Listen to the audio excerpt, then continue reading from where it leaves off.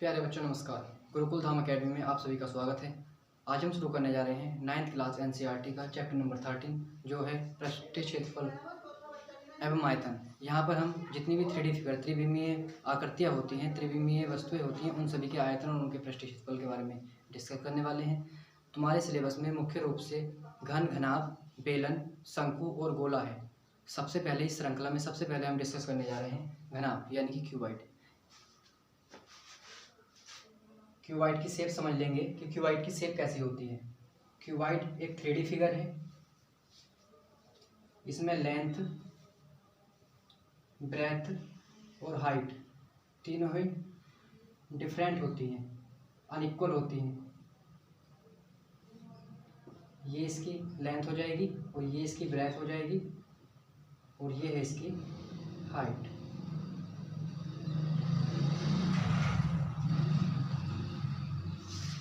कोई भी घनाभ 6 फेसों से मिलकर बना होता है। इसके 6 पृष्ठ होते हैं और प्रत्येक पृष्ठ आयताकार शेप में होता है। चूँकि हम जानते हैं कि आयत का क्षेत्रफल लंबाई गुणा चौड़ाई होता है, तो हम देख पा रहे होंगे कि निचला वाला जो हिस्सा है उसके पास 2 विमाएँ हैं, लंबाई और चौड़ाई, तो इसका क्षेत्रफल हो जाएगा L/B। सेम ऐसे ही है इस घनाभ की छत यानी कि सीलिंग, उसका क्षेत्रफल भी होगा L/B। इस तरह से हमारे पास 2 बार तो L/B क्षेत्रफल आ जाएगा, उसी प्रकार 2 बार हमारे पास BH आएगा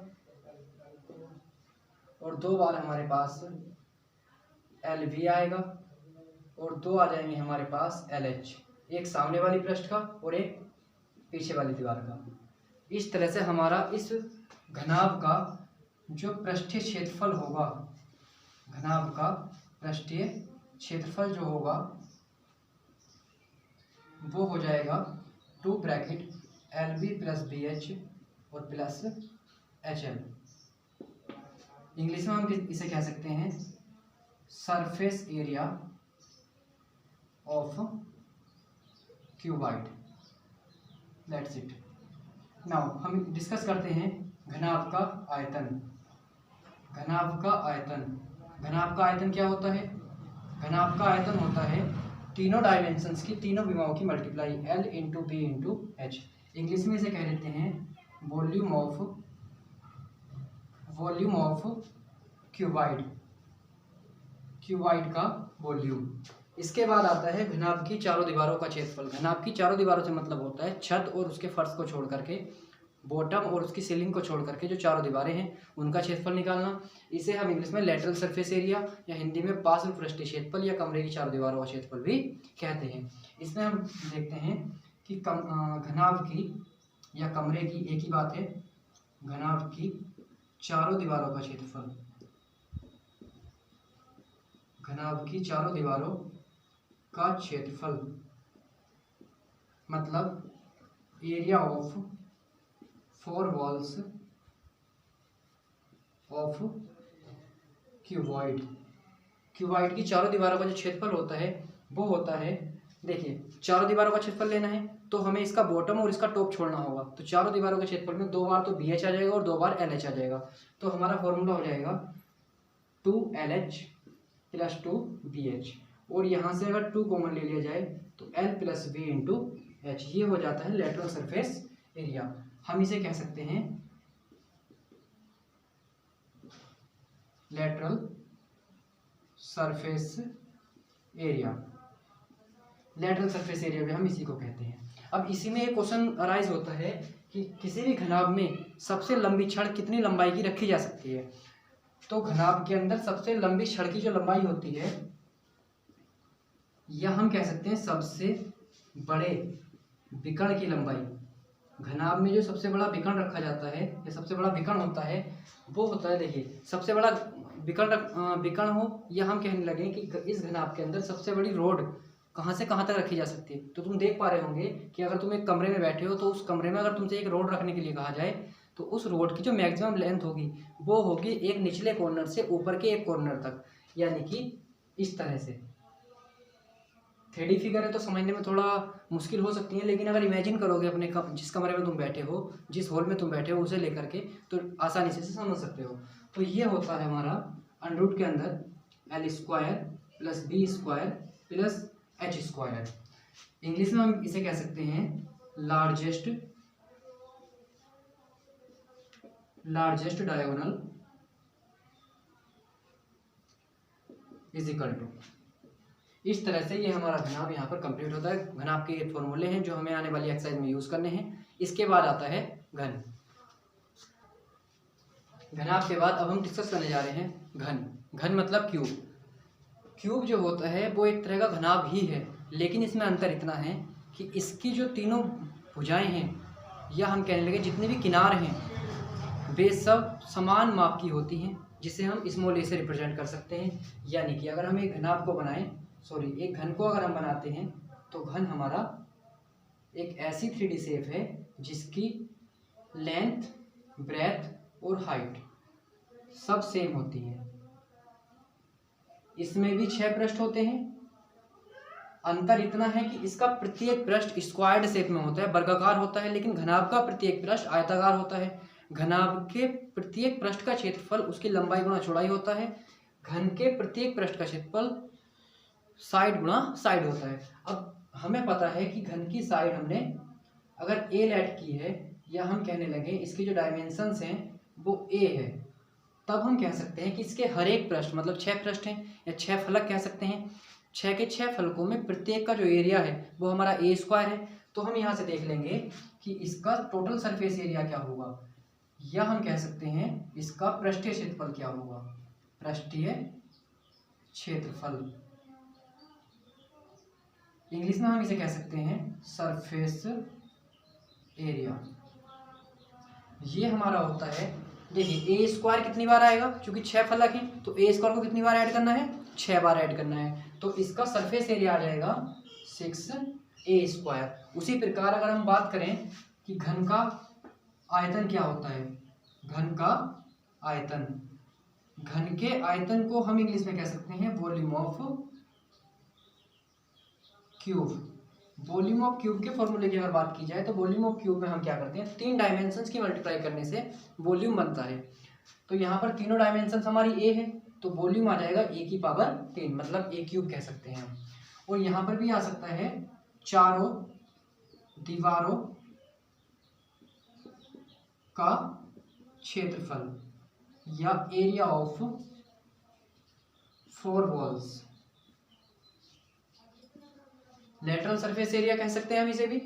इसका फॉर्मूला होता है, देखिए लेटरल सरफेस एरिया मतलब हमें केवल जो चारों तरफ की 4 दीवारें हैं उनका एरिया काउंट करना है। अब प्रत्येक का एरिया a स्क्वायर है, क्योंकि 4 दीवारें हैं तो चारों तरफ की चारों दीवारों का जो एरिया होगा वो हो जाएगा 4a स्क्वायर, ठीक है। और इसमें भी आ सकता है लार्जेस्ट डायगोनल ऑफ क्यूब, तो हम बता देंगे सबसे बड़ा विकर्ण। घन का जो सबसे बड़ा विकर्ण होता है, देखिए हमने घनाभ में पढ़ा था कि अंडरूट के अंदर l square plus v square plus h square था। तब इसमें हम क्या करेंगे, l की, एक की, v की और h की सबकी वैल्यू स्मॉल a है, तो हम पुट कर देंगे यहाँ पर a square plus a square. तो देख लेंगे कि a स्क्वायर कितनी बार है, 3 बार, तो 3a स्क्वायर, इसे सोल्व करेंगे तो a√3। तो हम कह सकते हैं कि जो घन का सबसे बड़ा विकर्ण होता है वो होता है a√3, यानी कि largest diagonal of cube is a√3। घन और घनाभ को समझने के बाद अब हम डिस्कस करते हैं एक्सरसाइज 13.1 पर। एक्सरसाइज 13.1 के क्वेश्चन नंबर 1 को ध्यान से देख लीजिए। क्वेश्चन नंबर 1 है 1.5 मीटर लंबा, 1.25 मीटर चौड़ा और 65 सेंटीमीटर गहरा प्लास्टिक का एक डिब्बा बनाया जाना है। इसे ऊपर से खुला रखना है, ऊपर का ढक्कन इसका नहीं है। प्लास्टिक शीट की मोटाई को नगण्य मानते हुए निर्धारित करना है, ज्ञात करना है कि डिब्बा बनाने के लिए आवश्यक प्लास्टिक शीट का क्षेत्रफल क्या होगा। मतलब इस डिब्बे को फॉर्म्ड करने के लिए, बनाने के लिए, वुल्ड करने के लिए रिक्वायर्ड प्लास्टिक शीट कितनी है वो बताना है।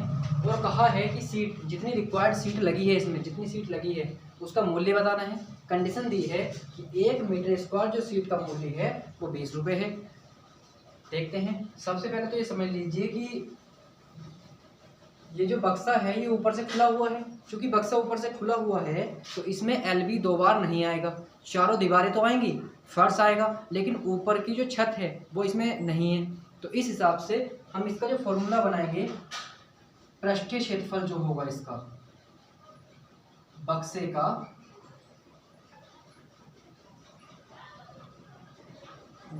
का पृष्ठीय क्षेत्रफल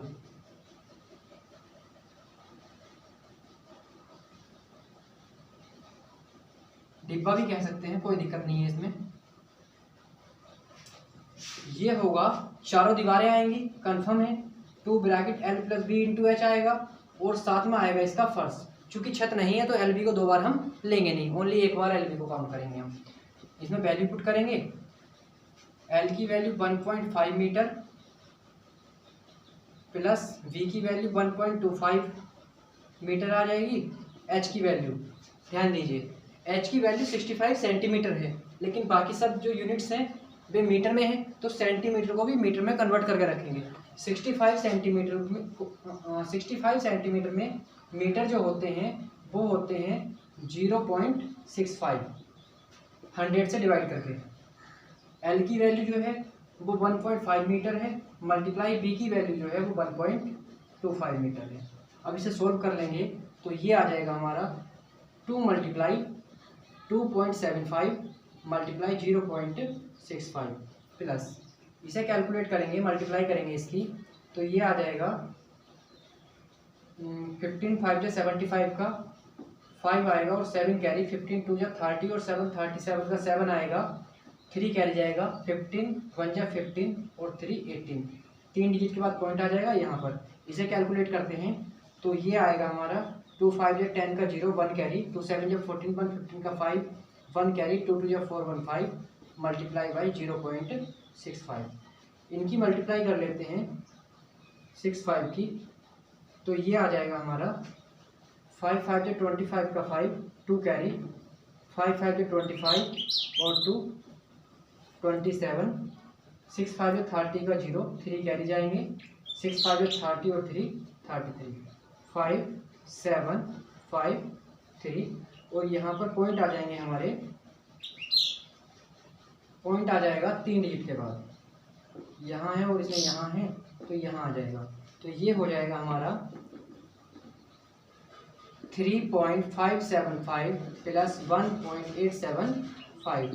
इसे ऐड करेंगे तो ये आएगा 10 का 0, 1 कैरी, 7 7 14 1 15 का 5, 1 कैरी, 8 और 5 13 और 1 14 का 4, 1 कैरी, 3 1 4 और 1 5 मीटर स्क्वायर। इतने रिक्वायर्ड सीट चाहिए। ये फर्स्ट पार्ट का आंसर आ चुका। अब सेकंड पार्ट की ओर मूव करते हैं। सेकंड पार्ट को देखते हैं, सेकंड पार्ट क्या है। सेकंड पार्ट में कह रहा है एक सीट का मूल्य, ये जो सीट यूज हुई है इस सीट का मूल्य बताना है, जबकि कह रखा है कि 1 मीटर स्क्वायर जो सीट का मूल्य है वो 20 रुपीज़ है। तो देख लेते हैं सेकंड पार्ट में, लिखेंगे पहले, चूंकि 1 मीटर स्क्वायर सीट का मूल्य, cost of 1 metre square sheet is equal to कितनी है, 20 रुपीज़ है। Then total cost of required seat,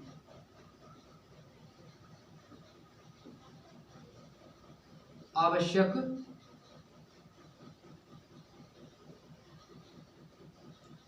seat का क्षेत्रफल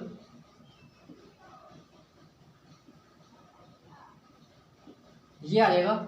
जो एरिया आया है हमारा, रिक्वायर्ड एरिया आया है, उसकी मल्टीप्लाई कॉस्ट से कर देंगे तो ये आंसर आ जाएगा हमारा 10 का ये 0 आएगा, 2 5 10 का 0, 1 कैरी, 2 4 8 1 9 और 2 5 10। पॉइंट्स देख लीजिए, 2 डिजिट के बाद पॉइंट लगेगा तो यहाँ आ जाएगा, तो आंसर हो जाएगा हमारा 109 रुपीज़। नेक्स्ट क्वेश्चन की ओर मूव करते हैं। क्वेश्चन नंबर 2 के बारे में डिस्कस कर रहे हैं। क्वेश्चन नंबर 2 है, एक कमरे की लंबाई, चौड़ाई और ऊंचाई क्रम से 5 मीटर, 4 मीटर और 3 मीटर दे रखी हैं। 7 रुपये 50 पैसे प्रति मीटर स्क्वायर की दर से इस कमरे की चारों दीवारों को और छत को सफेदी कराने का व्यय ज्ञात करना है। इंग्लिश में क्वेश्चन को समझ लेते हैं। There are length, breadth and heights 5 meter, 4 meter and 3 meter respectively of a room, and the rate of whitewashing is 7.50 per meter square. Then find the total cost of whitewashing the 4 walls and the ceiling. देख लेते हैं। L है 5 metre, V है 4 metre और जो इसकी height मतलब H है 3 मीटर। सफ़ेदी कहाँ करानी है? सफ़ेदी करनी है चारों दीवारों पर और इसकी छत पर, मतलब वाइट वॉशिंग करनी है। तो हम सबसे पहले निकालेंगे सफ़ेदी के लिए आवश्यक क्षेत्रफल। सफ़ेदी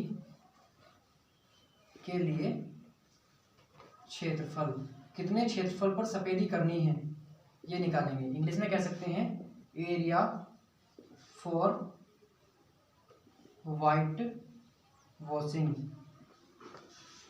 वाइट वॉशिंग के लिए जो एरिया होगा वो होगा चारों दीवारों का एरिया लेंगे और छत का एरिया लेंगे। छत पर लेंथ एंड ब्रेथ होती है तो हम इसे कहेंगे L इंटू वी। इसे कैलकुलेट करेंगे तो ये आएगा 5 + 4 इंटू एच की वैल्यू 5 × 4। ध्यान देंगे ये आएगा 2 × 5 4 9 × 3 + 5 4 जा 20। ये आ जाएगा 54 + 20 मतलब 74 मीटर स्क्वायर। ये वो एरिया है कमरे का जिस पर हमें सफ़ेदी करनी है। तो इस सफ़ेदी की अगर हम कॉस्ट निकालें कि इसमें कितना खर्चा आएगा तो हम देख लेते हैं। उसने दे रखा है कि 7.5 रुपये या 7.5 रुपये लगेंगे पर मीटर स्क्वायर पर वाइट वॉश करने के। तो हम लिख लेंगे पहले रेट ऑफ वाइट वॉशिंग मतलब सफ़ेदी की दर। ये दे रखी है हमें 7.5 रुपीज़ पर metre square. Now total cost of white washing. White washing का जो टोटल व्यय होगा, टोटल खर्चा आएगा वो आएगा एरिया की मल्टीप्लाई कर देंगे हम इसके रेट से और इसे कैलकुलेट करेंगे तो ये आ जाएगा हमारा 237 two carry 51 0 15 5 and this is also 5 5 5 5 0 and ये वाला 0 2 डिजिट के बाद पॉइंट है। तो सॉल्व करने के बाद ये आंसर आ जाता है हमारा 555 रुपीज़। इतना खर्चा वाइट वॉश करने में आ जाएगा। नेक्स्ट क्वेश्चन की ओर मूव करते हैं। क्वेश्चन नंबर 3 करेंगे। क्वेश्चन नंबर 3 है किसी आयताकार हॉल के फर्श का जो परिमाप है वो 250 मीटर है, मतलब 250 मीटर है। यदि 10 रुपये प्रति मीटर स्क्वायर की दर से चारों दीवारों पर पेंट कराने की जो लागत है वो 15,000 रुपये है। तो कह रहा है कि इस हॉल की जो ऊंचाई है वो ज्ञात कीजिए। मतलब इंग्लिश में क्वेश्चन हो जाएगा कि जो एक रेक्टेंगुलर हॉल है उसका जो फ्लोर है उस फ्लोर का परिमाप पेरीमीटर दे रखा है 250 मीटर और दे रखी है कॉस्ट। वाइट वॉशिंग करने की जो कॉस्ट है वो है 10 रुपीज़ पर मीटर स्क्वायर, रेट कह सकते हैं हम इसे। तो कहा है कि टोटल वाइट वॉश करने का जो खर्चा आया है, जो कॉस्ट आई है वो आई है 15,000 रुपये। तो हमें फाइंड करना है इस हॉल की, ये जो हॉल था इसकी हाइट कितनी होगी। तो सबसे पहले देख लेते हैं। अब हमें पता है कि जो रेक्टेंगुलर हॉल होगा उसका जो फ्लोर होगा वो भी एक रेक्टेंगल की शेप में होगा और रेक्टेंगल का जो पेरीमीटर होता है, जो परिमाप होता है वो होता है 2 ब्रैकेट L + B। ठीक है, तो हम देख लेंगे यहाँ पर। हम कह सकते हैं सबसे पहले कहेंगे ऐड कर लेंगे आयताकार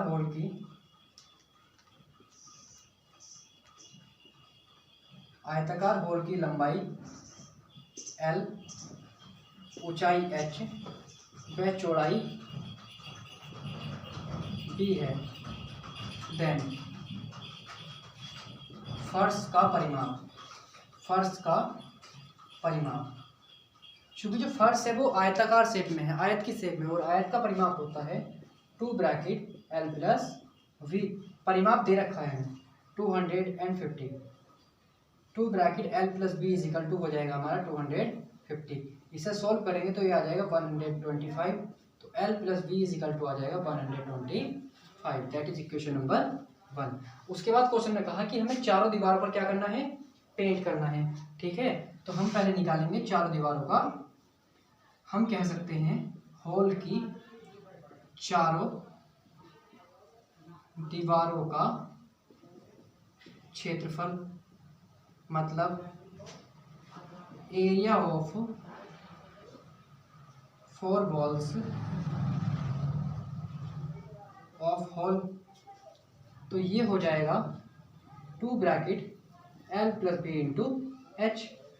अब ये जो चारों दीवारों का जो एरिया आया है, इस पर व्हाइट वॉश या पेंट करने का जो खर्च है वो टोटल 15,000 रुपये है, लेकिन जो रेट है वो 10 रुपीज़ पर मीटर स्क्वायर है। लिखेंगे since rate of paint, paint की जो रेट है वो दे रखी है 10 रुपीज़ पर मीटर स्क्वायर। टोटल कॉस्ट कितनी आ जाएगी, टोटल कॉस्ट ऑफ पेंट या पेंट का कुल खर्च कह सकते हैं, या हम इसे लागत कह सकते हैं। तो ये आ जाएगा हमारा, सिंपल सी बात है कि जो एरिया आया है उसकी मल्टीप्लाई अगर रेट से कर दी जाए तो टोटल कॉस्ट आएगी, और टोटल कॉस्ट हमें गिवन है। टोटल कॉस्ट कितनी दे रखी है, 15,000। तो यहाँ पर हम रख देंगे 15,000 is equal to 2 bracket L plus B into H और मल्टीप्लाई 10। ये कैंसिल हो जाएगा 1 0 से 1 0, और ये आ जाएगा 2 7 जा 14, 2 5 जा 10 0। तो ये आ जाएगा L plus B into H is equal to 750। अब देख लीजिए इक्वेशन नंबर 1 में L प्लस बी की वैल्यू दे रखी है 125। पुट कर देंगे यहाँ पर, हम लिखेंगे यूज इक्वेशन 1। इक्वेशन 1 का यूज करेंगे तो ये आ जाएगा L प्लस बी की वैल्यू पुट कर देंगे यहाँ से 125 multiply H is equal to 750। तो ये आ जाएगा हमारा h is equal to 750 upon में 125। 125 से अगर हम इसे डिवाइड करें तो ये 4 बार हमारा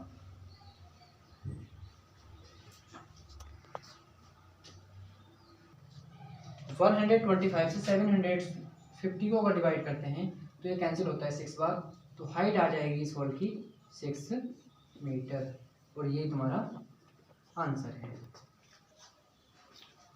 क्वेश्चन नंबर 3 के बाद हम क्वेश्चन नंबर 4 की ओर मूव करते हैं। क्वेश्चन नंबर 4 है कि किसी डिब्बे में पेंट भरा हुआ है और पेंट है वो 9.735 मीटर स्क्वायर क्षेत्रफल के लिए पर्याप्त है, सफिशिएंट है इतना पेंट।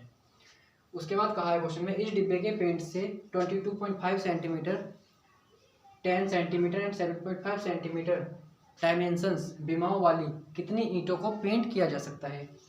अब हमें ये बात क्लियर है कि हम मान लें, अगर एक बात समझें कि अगर हम एक ईंट का एरिया फाइंड कर लें और हम कहने लगे कि n ईंटों पर हो सकता है पेंट, तो n मल्टीप्लाई एक ईंट का एरिया इज इक्वल टू जो टोटल सफिशिएंट एरिया है जिसके लिए पेंट पर्याप्त है उसके इक्वल रख दें, तो सोल्व करके n की वैल्यू आ जाएगी। इसी तरह इस क्वेश्चन को करेंगे। सबसे पहले हम एक ब्रिक मतलब ईंट बोलते हैं, ईंट को हम बोलते हैं ब्रिक की डायमेंशंस लिख लेते हैं। ईंट में L दे रखा है 22.5 सेंटीमीटर, V दे रखा है 10 सेंटीमीटर और इसकी हाइट दे रखी है 7.5 सेंटीमीटर। क्वेश्चन को करते समय एक बात का विशेष ध्यान रखेंगे कि ये सब सेंटीमीटर में है, लेकिन ये जो एरिया है ये मीटर स्क्वायर में है, तो जो यूनिट्स होनी चाहिए वे सेम होनी चाहिए। तो हम एक ईंट का जो एरिया निकाल के लाएंगे, या तो उसे हम मीटर स्क्वायर में कन्वर्ट कर लेंगे, ये जो मीटर स्क्वायर दे रखा है इसे सेंटीमीटर स्क्वायर में कन्वर्ट कर लेंगे। ठीक है ना। तो देखते हैं, सबसे पहले निकालते हैं surface area of each brick, मतलब प्रत्येक ईंट का क्षेत्रफल। तो प्रत्येक ईंट का क्षेत्रफल जो होगा क्या होता है सरफेस एरिया, ये होता है। अब देखो ये जो ईंट होती हैं ये होती है क्यूबाइड के सेम में, और क्यूबाइड का जो सरफेस एरिया होता है वो होता है 2 bracket LB plus BH plus HL। तो ये हो जाएगा 2 ब्रैकेट LB प्लस BH और प्लस HL। और इसे सॉल्व करेंगे तो यहाँ पर वैल्यू पुट कर लेंगे हम 22.5 multiply by 10 plus 10 multiply by 7.5 plus 7.5 multiply by 22.5। इसे सॉल्व करेंगे तो ये आएगा हमारा, 10 से मल्टीप्लाई करेंगे तो पॉइंट खिसक जाएगा, ये हो जाएगा 225। यहाँ भी पॉइंट खिसक जाएगा तो ये हो जाएगा 75 प्लस मल्टीप्लाई करते हैं तो हम देखते हैं 5 5 से 25 का 5 2 कैरी, 5 2 से 10 2 12 का 2 1 कैरी, 2 5 से 10 और 1 11, 7 5 से 35 का 5 3 कैरी जाएंगे, 7 2 जब 14 और 3 7 2 का 7 1 कैरी जाएगा, 7 2 जब 14 और 1 15 हो जाएगा। तो ये आएगा 5 7 8 6 1 ये, तो ये हो जाएगा 168.75। अगर हम इसे ऐड करें तो ये आएगा 225.00 75.00, और इन्हें ऐड करेंगे तो आएगा 5 7 18 का 8 1 कैरी, और ये हो जाएगा 7 7 14 और 2 16 का 6 1 कैरी और ये 4। तो ये हमारा कैलकुलेट करके आ जाएगा 468.75। और इसे अगर सोल्व करें तो ये हमारा हो जाएगा 2 5 या 10 का 0 1 कैरी, 2 7 या 14 और 1 15 का 5 1 कैरी, 2 8 या 16 1 17 का 7 1 कैरी, 2 6 या 12 और 1 13 का 3 1 कैरी, 2 4 या 8 1 9 मीटर स्क्वायर। NCERT की बुक में क्वेश्चन में इसमें थोड़ा मिसप्रिंट है। यहाँ देखिए ये 9375 आ रहा है, और इस क्वेश्चन का एग्जैक्ट आंसर तभी पॉसिबल है जब यहाँ पर भी सेम डिजिट हो, मतलब 9375 हो। तो इसे करेक्शन कर लेंगे अपनी अपनी बुकों में। और अब हम देखते हैं क्वेश्चन में कह रखा था कि ये जो पेंट है ये इतने मीटर स्क्वायर एरिया के लिए सफिशिएंट है। तो सबसे पहले हम इस बात को लिख लेते हैं कि मान लेते हैं, माना पेंट N ईंटों के लिए पर्याप्त है, कि N ईंटों पर पेंट किया जा सकता है। अब चूंकि ये जो पेंट है, टोटल पेंट जो है 9.735 मीटर स्क्वायर क्षेत्रफल के लिए पर्याप्त है, या सफिशिएंट है। तब क्वेश्चन में करते समय ध्यान रखेंगे कि मीटर स्क्वायर को सेंटीमीटर स्क्वायर में कन्वर्ट कर देंगे। तो हम कह सकते हैं कि एक ईंट का एरिया, एक ईंट का क्षेत्रफल या पृष्ठीय क्षेत्रफल कहेंगे, पृष्ठीय क्षेत्रफल मल्टीप्लाई बाई n। ऐसा करने से सफिशिएंट एरिया आ जाएगा जो क्वेश्चन में दे रखा है। ये कितना है 9.375। तो ये आ जाएगा हमारा, एक ईंट का जो एरिया है वो है 937.50। ये मीटर स्क्वायर में है, इसे कन्वर्ट कर लिया हमने सेंटीमीटर में, 100 सेंटीमीटर स्क्वायर लिख करके, multiply n is equal to 9.735 multiply by 100 multiply 100। और इधर भी क्या है सेंटीमीटर स्क्वायर, सेंटीमीटर स्क्वायर से सेंटीमीटर स्क्वायर कैंसिल हो जाएगा, ये आ जाएगा n हमें फाइंड करना है। n की वैल्यू आ जाएगी 9375 मल्टीप्लाई 100 मल्टीप्लाई 100 अपॉन में आएगा 937.50। यहाँ पॉइंट के बाद 2 डिजिट है और यहाँ पॉइंट के बाद 3 डिजिट है। तो क्या करेंगे हम, यहाँ भी 3 डिजिट करके पॉइंट से पॉइंट हटा देंगे। अब देखिए ये है 9375 9375, और ये 2 जीरो से ये 2 जीरो कैंसिल हो जाएंगे, और इससे ये बचा हमारा 9375 अपॉन 9375 मल्टीप्लाई 100, और ये इससे कैंसिल होकर ये आ जाएगा 100 ईंट। आई होप समझ में आ गया होगा सभी को। अगर वीडियो पसंद आई हो तो लाइक करें, शेयर करें और सब्सक्राइब करना ना भूलें।